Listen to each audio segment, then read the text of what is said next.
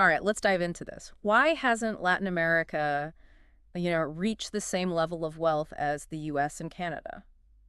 Interesting question. Yeah, we're looking at this article. Why is Latin America poorer than the United States and Canada? It just seems crazy because geographically they're so close, Right.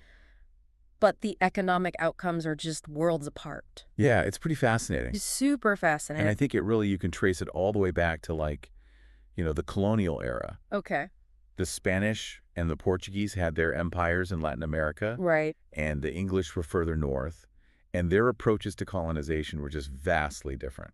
So different. And it's like we think about the Spanish colonies with all that gold and silver, Right. all that fertile land. Yeah. You would think it'd be like, oh, paradise, right? You'd think so, yeah. I mean, it was a paradise for some, especially the Spanish elite, Of course.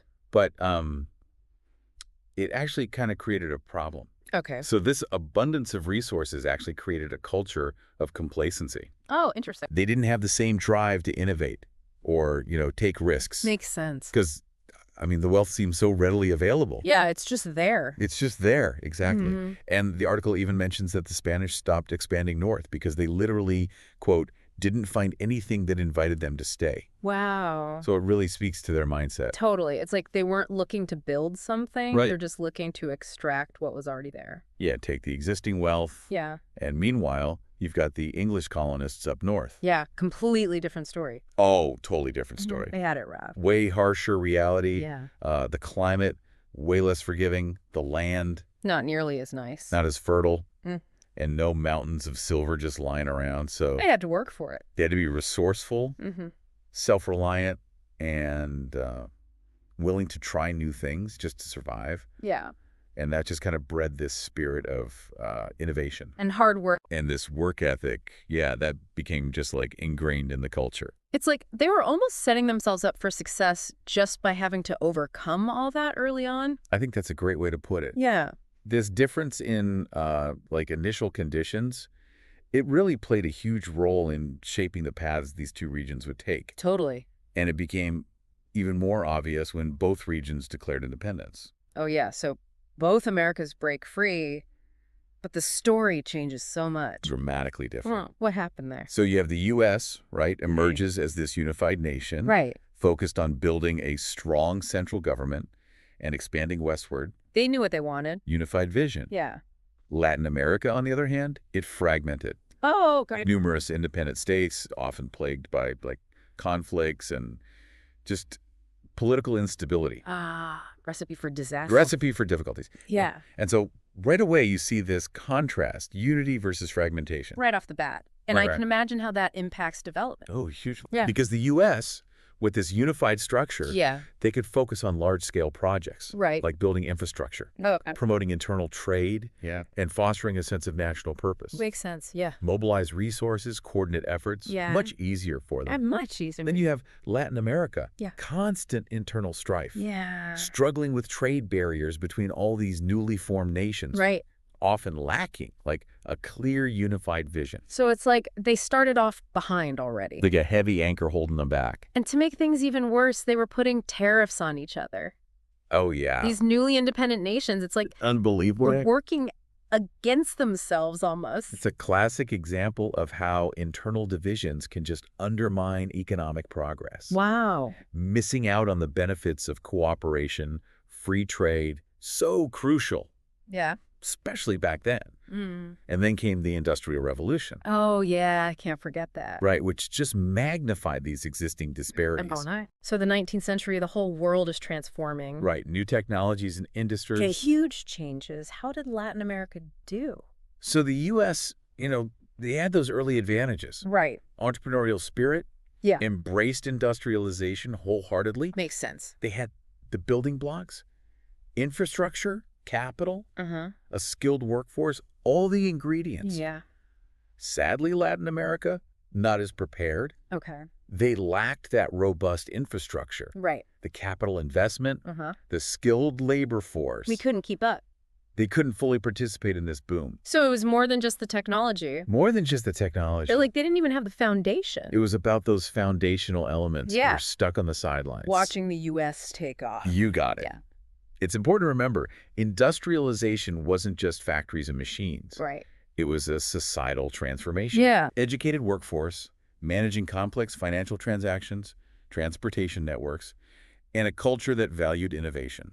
All that stuff. And unfortunately, that's where Latin America was struggling. Trying to catch a train that's already left. Exactly. So we enter the 20th century, the U.S. is this powerhouse, Yeah. and Latin America is still dealing with all these, like, deep-rooted issues. It's a complex story, and understanding this early period is really key to understanding the challenges they faced in the 20th century and even today. It sets the stage for everything that comes next. Absolutely. Yeah, so we're going into the 20th century, and we see this gap getting bigger.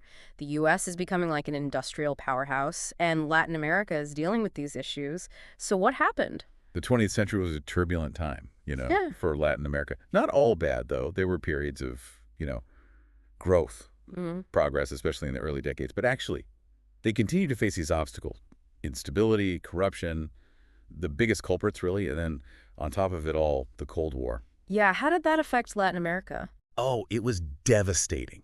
Totally devastating. It just fueled political polarization, Yeah. led to these authoritarian regimes, military dictatorships in so many Latin American countries. Yeah. And these regimes, backed by one superpower or the other, they prioritize staying in power over economic development. Wow, that's awful. Yeah, widespread corruption, economic mismanagement, a further erosion of democratic institutions, It's like they're taking a step forward and then, like, 2 steps back. Exactly. Exactly. It's heartbreaking because they have so much potential, but they're being held back by all this political stuff. And the article even mentions, like, governments, expropriating businesses? Oh, yeah. So basically taking private property Yeah, for basically, their own purposes. imagine you're an entrepreneur in Latin America, right? Yeah. You've poured your heart and soul into building a successful business. And then overnight, the government just takes it. Gone, just like that. Gone. So this created just this, climate of fear and uncertainty. We can imagine. Who would want to invest? Right. You work so hard and then, boom, it's gone. Right. It discouraged both domestic and foreign investment, hindering Latin America's ability to catch up. It's like a vicious cycle. They need the investment to grow, but then the political climate makes it too risky. Yeah, you said it. So where do things stand now? Like, have they broken free from this? Well, there's good news and bad news, right? Okay. Good news is that since the end of the Cold War, we've seen democratization across Latin America. Yeah. A lot of countries have made progress in strengthening their institutions, promoting human rights, opening up their economies. They've learned from the past. They're trying to build a more prosperous future. Okay, that's good. So are there, like, examples of this progress, things that make you hopeful? Absolutely. We've seen regional cooperation initiatives like Mercosur, the Pacific Alliance. These organizations aim to, boost trade, reduce tariffs, closer ties between Latin American nations. It's like they're realizing they're stronger together. Yeah, finally putting those old rivalries aside. Yeah, exactly. Like those tariffs we were talking about. They're recognizing the benefits of cooperation, free trade, that kind of thing. What about education? I know we were talking about that earlier. You mentioned that, like, lack of education and skilled labor was a big obstacle. Has that changed? Yeah, you're right. Education is key, right? It's the foundation. And good news is Latin America has made big strides in improving its education system. Yeah. Literacy rates way up. More people going to universities, gaining valuable skills, so they're investing in their human capital. That's great. That's got to help. Yeah, absolutely. Okay, so they're making progress, but what about the global landscape, right? We have globalization, technology, competition between, like, the U.S. and China. How does Latin America fit into all that? It's a complex landscape, right? Yeah, lots of challenges. Definitely. And Latin America has to find its place, in this rapidly changing world. And I think the article really hits on this point about China and China's influence.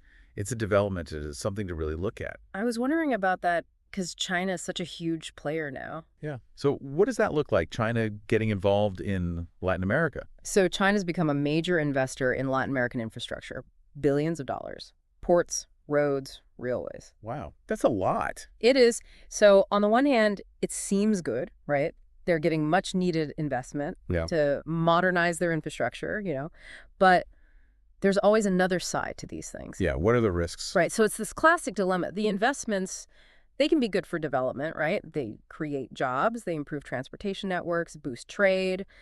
But on the flip side, there are concerns about, debt, dependence, exploitation of resources. Okay, so Latin American countries could end up owing a lot to China. Exactly, and that could give China power over their decisions. It's a double-edged sword. Totally, they're getting investment, which they need, but it's Yeah. not free, right? Comes with Yeah. these strings attached. So how do they deal with that? It's up to the leaders, right? Yeah. They got to navigate this stuff carefully. They have to make sure these partnerships really benefit their people.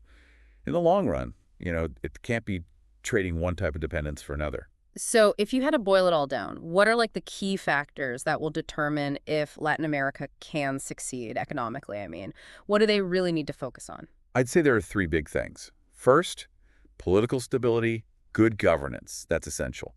You can't have investment. You can't have sound economic policies. You can't create a climate of trust without those things. Okay, like a foundation? Exactly. You need a solid foundation. Okay, what's the second one? Technology.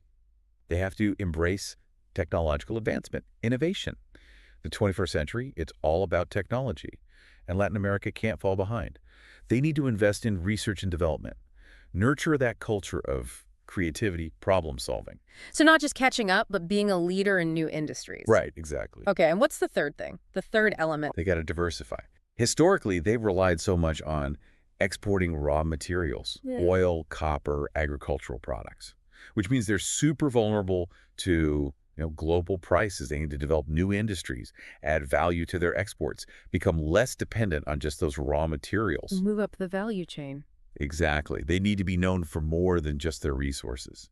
It sounds like a tough challenge, but it seems like they have the potential to do it if they get these things right. Oh, absolutely they do. Yeah. It's challenging, but they've shown, that they're resilient, they can innovate. They just need to harness that energy and create those conditions for success. This has been like so insightful, going through Latin America's economic It's history. fascinating stuff, yeah. We've covered a lot of ground: colonialism, political struggles, globalization, the rise of China. It really makes you realize how much history matters when we try to understand like why a region is the way it is economically. But before we go, I have one more question. The article asks, can Latin America overcome all these disadvantages and actually reach its full potential, economically speaking? What do you think? Yeah. It's a big question, right? Like, Yeah. can they actually do it? It's the million-dollar question, huh? And it's something like economists and policymakers have been debating forever. There's no easy answer. The potential is there, absolutely. Latin America has so much to offer. Young population, growing population, tons of natural resources, a vibrant culture, so much creativity, resilience. But to actually get there, to unlock that potential, it's going to take a lot of work, smart policies, and a real commitment to tackling these challenges, these deep-rooted challenges. It won't happen overnight. So it's not enough to just like cross your fingers and hope for the best. Right. They have to actually take action. You got to do the work. Yeah, they have to take those steps we were talking about, strengthening those democratic institutions, putting money into education and technology, promoting entrepreneurship, creating a culture of transparency and accountability. It's about leveling the playing field, making sure that everyone benefits from growth, not just a tiny group at the top. It seems like a huge task, but it's also a huge opportunity. Yeah, it's exciting. And remember, progress isn't always a straight line, right? There will be setbacks, challenges, things you don't expect. But if they learn from the past, if they embrace their strengths, seize the opportunities, the 21st century, I think they can do amazing things. I really do. It's like history isn't destiny. Exactly. They can change their future. Absolutely. This has been, I don't know, so eye-opening, really, looking at Latin America's economy, the challenges, the opportunities. It's been great exploring it with you. Yeah, it's been great. And I hope everyone listening, keeps digging into these topics, keeps learning. Yeah, it's a fascinating region. There's so much happening. So much potential. Yeah, and if anyone's feeling inspired, definitely check out some of those organizations, the economic trends we mentioned. There's so much innovation and progress happening. It's pretty amazing. So until next time, keep diving deep